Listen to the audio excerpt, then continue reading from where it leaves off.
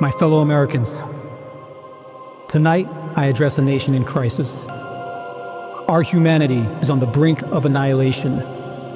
The tragic events that unfolded in the small town of Kingsbridge have led us here. I've always been curious, what are your thoughts and beliefs on life on different planets, and how did that inspire Midnight Uprising? You know, there's a famous quote by Carl Sagan: the universe is a pretty big place. It would be awful if it was just us out there. And that kind of really resonated with me towards the end of the film, because I never really stopped to question if there is life out there. This film is action-packed. There's a lot of horror. There's never a boring moment. There's everywhere from romance to zombies to killing to shooting in the middle of nowhere. Like, the locations are unmatched. I think it's really cool. Like, you probably have no idea how many twists and turns you're gonna expect in this film. When you think you have it figured out, you will be surprised. A new kind of zombie, a new kind of action, and a fun ride. I think it will surprise a lot of people. New gear. I invested in new lenses for this film. I invested in a new style, a new look. This entire film is experimental. I've never wanted to make a horror film. I'm not interested in this. Can I get invested into this?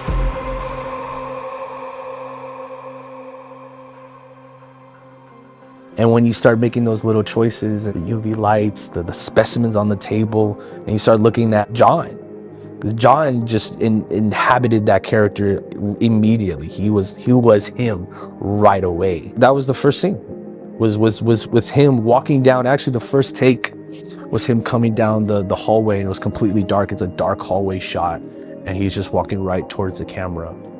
And I was like, that's how we introduce your character. There's so many happy coincidences in the film, and you don't plan as much as you think. You plan all your shots as best as you can, but there's these things that pop up that just make things that much better. And so we had that entire scene planned out with Jacob. He comes into the lab, he's looking into the stethoscope and analyzing a specimen. And as I'm kind of talking about the scene, the teacher was in the room, and she was kind of just monitoring us, making sure we didn't do anything, too crazy. And she was like, "Do you want real specimens?" And we all looked at her and were like, "Do you really have actual specimens?" She's like, "I have eyeballs, I have all these creatures that you've never even heard of," in her back closet. And she just started pulling them all out and lining them up all one by one. She was like, "Which one do you want?" And I said, "I want all of them." And it just, again, brought the world to exactly where we needed it. There was already such a strong character developed, so it was easy to understand the story, to see what role he plays in the story. He was a hero, and I'm a big fan of hero films and playing hero characters, so that was easy for me to connect to him on that level. And then, obviously, as production kept going, he came back as the anti-hero, which was interesting because it's like a complete 180. Action!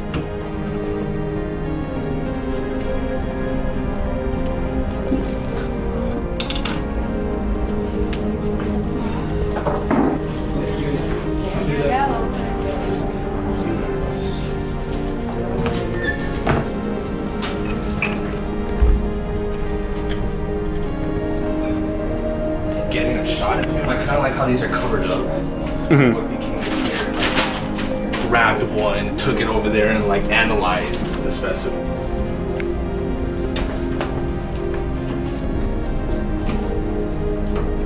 Testing 1, 2, 3, 4.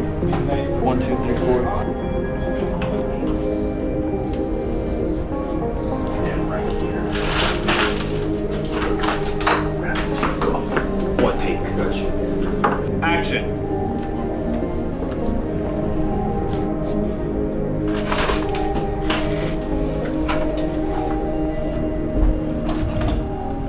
I wanted to make an apocalyptic film. That was the first jumping off point. I want to make something that takes place in the post-apocalyptic world. But in order to get there, I got to tell the origin story. And so that's where Uprising came from. It's the beginning. It's the genesis. The idea of zombies came into it, and what has been done and what hasn't been done before. And I love the nocturnal side of zombies. There's a great film, I Am Legend, with Will Smith, which was also a great inspiration for the film. That scene where him and his wife are exiting the house and they're getting in the car and they're leaving, trying to escape the island, and they turn on the radio and you hear the radio playing. And there was a lot in that film that influenced me with it, especially the fact that the zombies only come out at night or in the dark. That's a great way to okay, you're safe during the day. You know, you have a threat during the day, you know, people, but at night you have this going on. You have monsters, literally, you know, animals that are coming after you. Was approached about the project. I read it and I fell in love with it. I've never done anything action. And in this film, there's a lot of action, from like fight scenes to like the different locations we were on. You always know the right things to say. You're not alone.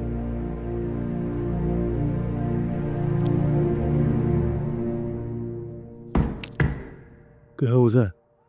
Oh, it was just probably Michaela. She said her husband wasn't feeling good. Hey, why don't you stay here? Alright? Let me check it out. Do you trust me? Yeah. I see it couldn't hurt.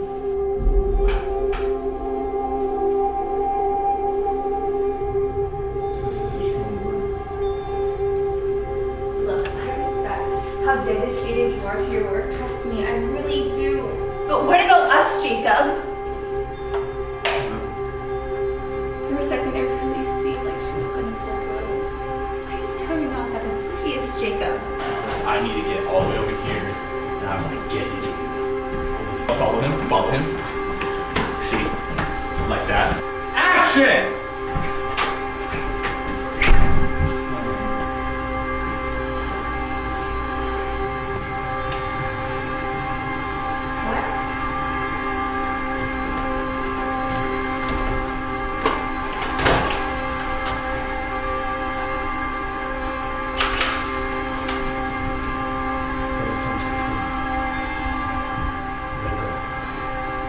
Here. Start to lose it right here. We need them like all right there. They're all gonna swarm him right here. He's gonna cuff me, cuff me, cuff me. In this film, I really went for like an infected from the inside coming out kind of thing. So thinking about veins and it basically coming out of all the orifices of the body and rotting kind of from the inside. So that was like the inspiration of them to look a little different. I really loved The Exorcist. It's, I think, one of the greatest horror films ever. And I love the design with the little girl when she's progressively getting sick throughout the film and possessed. And she's got this nasty green goo coming out and she's very pale, cracks coming on her. And so I showed that to my makeup artist and I was like, I want to do something in this vein. When something emerges from the darkness and it starts to glow, that enabled us with the lighting. That, you know, we had to shoot it with UV lights. Okay, well, how do they check for infections? Well, they would have like a little UV flashlight on them and they could be checking people, checking their eyes. And so now there's a weapon that's played into it. And all of these conversations just start leading one to another. And at the end of it, you have something that's just completely original. The zombie horde day, and luckily I had my assistant come and help, and we busted out a grip of zombies, and we had like kids running around, which is always fun, but about 20-30 people to get ready. And then it happened to be my birthday too, so it was fun, and we got to do a little zombie cake fun, so it made that day special. I'm not going into a project saying, this is going to be the biggest one I've ever done. It naturally, slowly progresses to that. Making a film about a community that is falling apart, you had to have diversity. All faces and all backgrounds of life. And so for me, representation was extremely important. I think the hardest thing for me was to lose that character while we were filming. I think that was a goal for me to make sure that I keep him consistent all the way through. And I think going from the lab back to the house and then running away from the house and then getting to the warehouse So all of those felt like they had their own unique identity, every scene. So not getting lost in what was going on and kind of staying true to who he is, what he's going after, what he's trying to accomplish.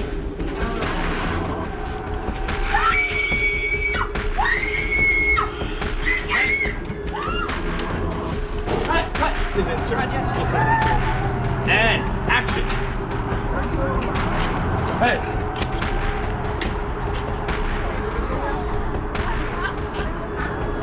That's on the next. Ew. I think that's it. I don't have any more. That's it. No more.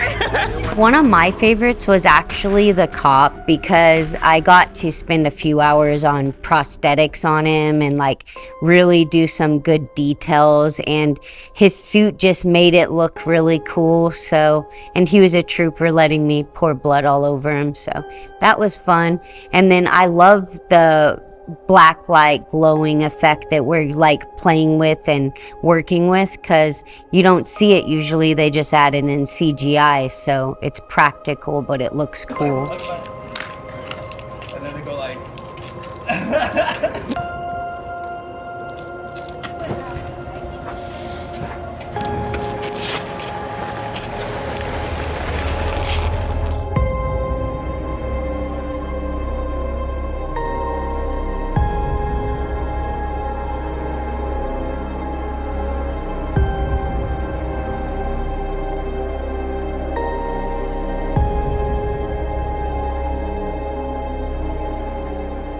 With Remnant Falls, we did not have a makeup artist on set every day. Probably the last scene in that film, but with this, we had a makeup artist every single day. I needed Candace. She was our rock. I told her, this is your movie. This is literally your movie. That was my pitch to her, is that like, if you do this, this is all on you. You know, this was the first time I used blood squibs the amount that we did. You know, usually we would use visual effects, and you know, we can do that in post, and we did. There are visual effects for sure in this, and incredible visual effects, but not as much as you would think, because we were able to keep the story so grounded and shoot real splatter going onto the actor's face right there on set. I think the goal for me was Danielle, Daisy, was going to be as clean as possible in the beginning, and then by the end of the film she was just going to be drenched in blood. So every scene that we had, it was a slow progression onto getting her there. You know, even in the film, we purposefully had her wear a white shirt so that we can see the difference, so that we could literally see the dirt and the grime and the blood by the end of it, because she was running around, falling, doing all these crazy stunts. You know, she didn't have a stunt woman. We didn't have any stunt woman for her. She did everything herself, and that's what was so cool too about the Daisy character, is she's not just a damsel in distress. Rightfully so, tricked the audience into believing the movie was about the husband, and that's how we marketed it. Even I really wanted to make it feel like it was his film. That way when you go and see it and he passes away halfway through the film, she inherits the story. Now it's up to her.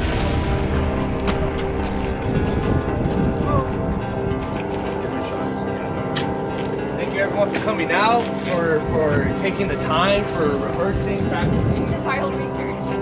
Action!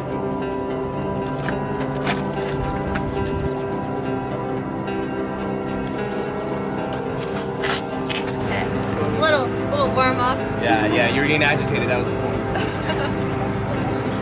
You can't react without deep gravity.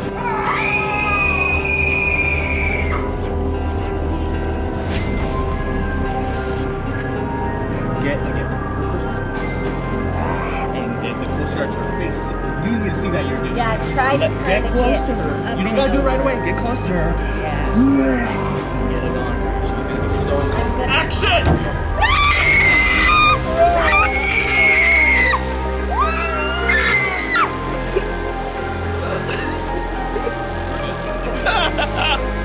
Just let me get a.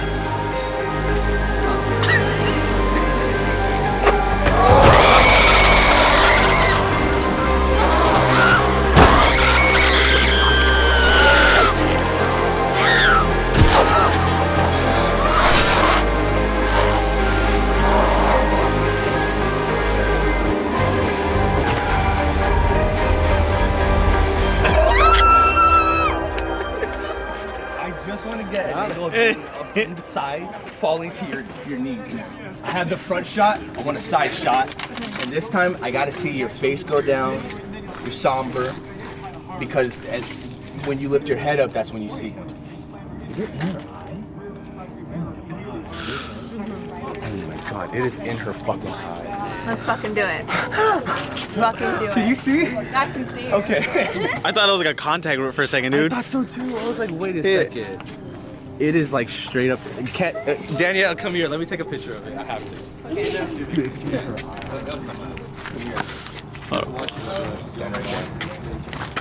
eye. I have to get this, dude. I have to get this. Did light? Wait. It's too much light. A little less. Perfect. No, that's good. Oh, it's in your eye. This is the poster. This is what we need to do for the poster. I think the most intense would have to be the final goodbye with Daisy's husband, with John Pennant. The fight scene, that was really crazy. I'd never done anything like that. We choreographed it, and it was just like this sequence of slam into the tire, faint, fall onto the mat. So I think that was physically really demanding. What really makes the film ours is the chemistry among everyone. They all just bounce off of each other incredibly well and challenge each other in such unique ways. Daisy challenges Elijah's character in the bunker. Not necessarily a villain. That character, we didn't want him to be known as the bad guy of the story. Nobody is. There's nobody is at fault for what happened. But she challenges him morally in that scene, and he challenges her on, like, you're being too weak-minded right now. You're being way too sensitive about this. We have to think about the bigger picture, about the other people out there that are not infected yet. We can't let this go global. We had so many different extras on set, and we're so grateful for every single one of them. From our dinner scene where they got all dressed up fancy, from the scenes where they had blood on them, like myself right now. It was just amazing about how many people came together to make this film. And it takes a team, it takes a village. Will you marry me? Oh, you did use. She lost it.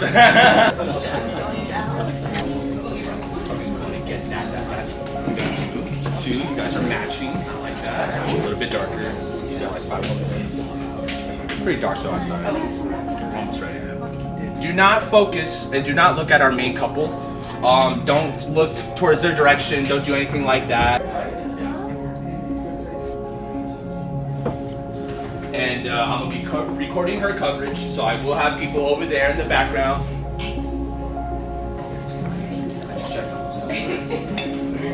Everybody rolling and action. Cut. I can cry. I can cry.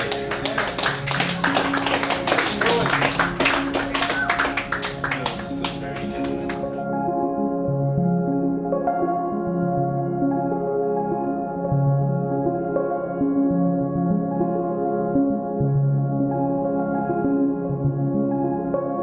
As an actress, I've done a lot of other types of roles, and this demanded so much more from me. So I was really excited to take this hurdle. It's more of the emotional part, like how far Daisy has come emotionally and her maturity and what's being brought out of her. I think that was the hardest part. Growing with her through this process and understanding what she's actually going through at the time, mentally, physically, emotionally. Dear Danielle, happy birthday to you. Yay! You're welcome. There you go, there you go. Yeah. It's so pretty. It's pretty. Can you eat the flower? Is it empty? No, it's sick. It's sick. We didn't know. I didn't realize too the odds of us shooting on your birthday. Yeah. We shot on Candace's birthday, and now we're shooting on yours, and so it just feels like good luck to me. So we really appreciate everything that you've done for the project, being part of it, being so supportive about it, like literally, and like it means a lot to me. So seriously, I just wanted to acknowledge you. Yes. We didn't bring forks. Sorry. Just dig in. Like, yeah. Thank you so much. You're welcome. We love you guys. We really do. I really wanted to see what she's going through 1 year from now. Go 1 year into the future. Where is she? what is she going through? What does she look like? And we had all these cool ideas of like, okay, she has the same jacket, rip off the sleeves, spray it, it's gonna look completely different. Audiences wouldn't even notice that it's the same jacket, but we do. We notice those details. You know, we give her a modified axe, you know, we give her these goggles and kind of do a Rey Skywalker / Furiosa aesthetic and vibe with her character. And little by little, we're forging this warrior. And she was so badass, man, so willing to do it. And this is the first time now that we're discussing a fight choreography scene. At this point, everything we do on set, it's like, okay, just kick him off to the side and then slice his throat, easy. You know, you don't have to choreograph that kind of stuff. But with that, it was, we want a fight scene. Let's close off with the cool scene of her beating 2 guys and making her way through that. And I reached out to Fernando, who's a great friend of mine. He was in Remnant Falls, and he recommended Daniel, who played the other opposite character in that scene. And they came to my house probably several times, maybe 3 times for rehearsals. And we choreographed that fight scene tooth and nail, man, like to every detail.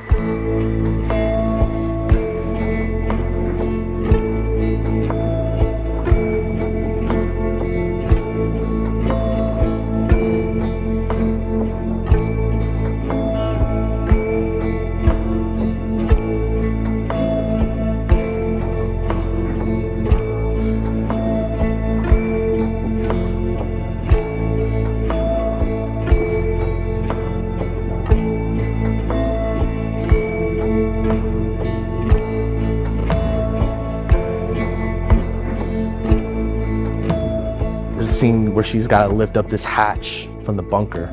That door was heavy. She literally could not lift it. And I looked at her and I was like, you have to lift it. For the scene, you just have to. We can't cheat it. The audience needs to know that you're lifting that heavy door. And she did it. And when we were done with this film, I told her, I was like, you literally became what I wanted you to become in the very beginning. And she became an inspiration. They were gonna see what she is going through mentally, at home, spiritually, and physically now. Once they see her doing all that stuff, she's gonna become an actual hero in the same zeitgeist as a Sarah Connor, Furiosa, Ripley. She became our Daisy, our flower. I was just so proud of her for coming out on the other side and for seeing the vision all the way through. She explored every side of her character as much as possible, and she left nothing to chance. You know, we didn't cut, there's no deleted scenes. There's nothing that we were like, oh, it doesn't work, let's cut that, let's delete it. Everything is out there for people to see.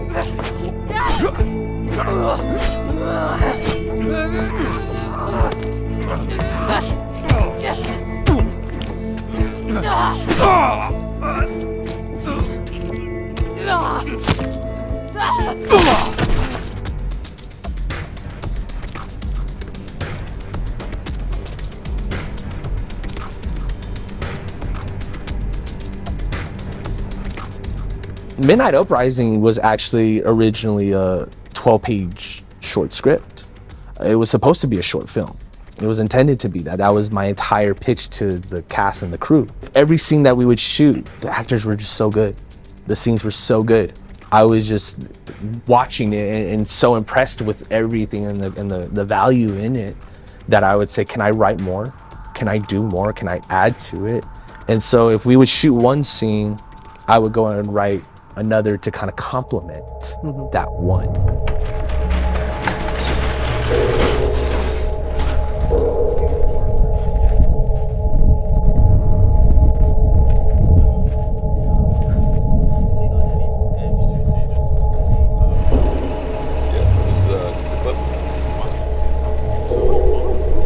Practical effects have always been extremely crucial to filmmaking. A lot of movies today just don't look real. They look shallow. They don't have depth. They don't have texture. That's what's missing is the texture, the grime of it. I wanted this movie to have all that texture. Everything was tangible. Everything was as real as possible.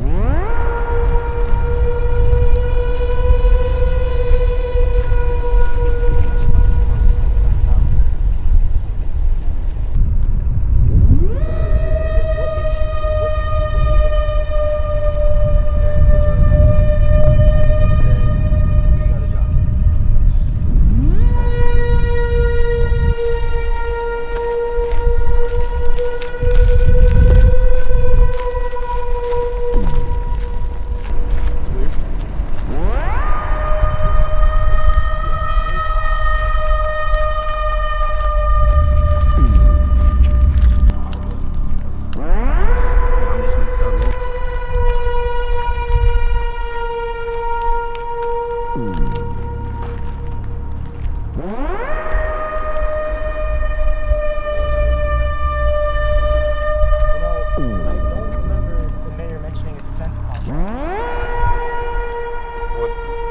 right. Camera rolling. Go ahead, walk into it. Be able to keep it under your tongue or something. I would say, that's not bad. Hide it under your tongue.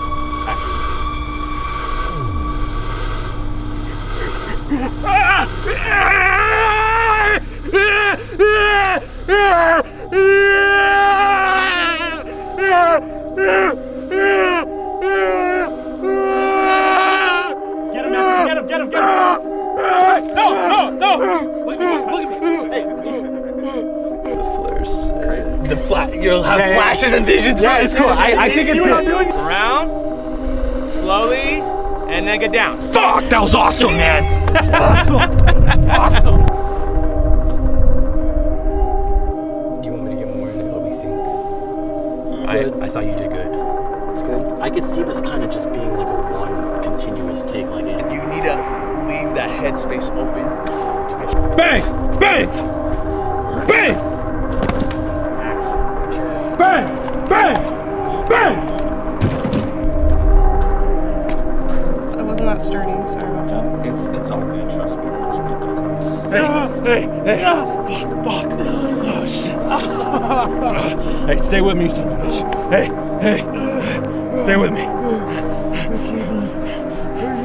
How the fuck would you do that? I think that the film has a bigger story. You just see a very small portion of like what Daisy's story is through her lens, but it's apocalyptic. She literally has the specimen in her care. It's just such a broad, big story, and it's like the weight of the world is kind of on Daisy's shoulders to do right by her deceased husband. Making this movie was pretty fun because it was like a journey with all the characters, and it went from like a woman heroism, like she was like badass, bloody, and then it went from like you're sad because of all the loss in it, so then it takes you to more of a secluded kind of area. So first you start out with all these people, then it's more intimate. So I think it was really, really fun. And weeks of working on it is just good to see the end result and what it comes of. It's gonna go down a different path that you didn't think about. So I'm really excited for you guys to see what everyone brought to the table, me, Danielle, Anthony, Isaac, and everybody that was a part of it. I'm excited for you guys to see how beautiful this whole team came together on camera, and hopefully you enjoy it, and it's one of those films that you remember and want to watch again. Film to me is the exploration of humanity at its basic, raw and center. That's how I feel about it. And if you do it right, of course you get to tell these awesome, incredible, fantastical stories about, you know, aliens and monsters. Obviously, I think crucial and needed in the world, but what's also good about those fantastical stories is when they're grounded in humanity. I think I'm always putting a mirror at myself. I'm always putting myself in the hot seat and pointing out even my flaws. And that's how all these characters are. Like I said, no one's a bad guy in the film. No one's the villain. Maybe they didn't do things through the proper channels. Maybe they didn't communicate properly. But does that make them a villain? No, it just makes them misunderstood. That for me was what I wanted people to know, is that we're all flawed. We're not perfect. You know, we make mistakes. But maybe when it comes down to it, we're willing to push ourselves in the way and to save our loved ones. And in this small town of, you know, Phoenix, Arizona, we pull off some incredible stuff here. There's a lot of talented people out here that I respect and admire and love. And when I make a film like this, it's for them. It's for them because I admire their hard work. It really inspires me when I write the scripts, when I put all of it together. And I'm just so grateful to continue to be a filmmaker in this industry and to do it my way.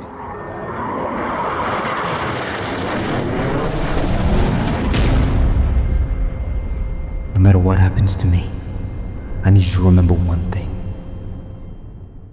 You are my world. You look like you could use some help. You know, it's not the dead you have to worry about. It's the living. Sure, the dead may come after you, but the living will bury you alive while you're still breathing. You may think you're capable, but one wrong move is gonna cost you. And remember, for there is nothing to fear but fear itself.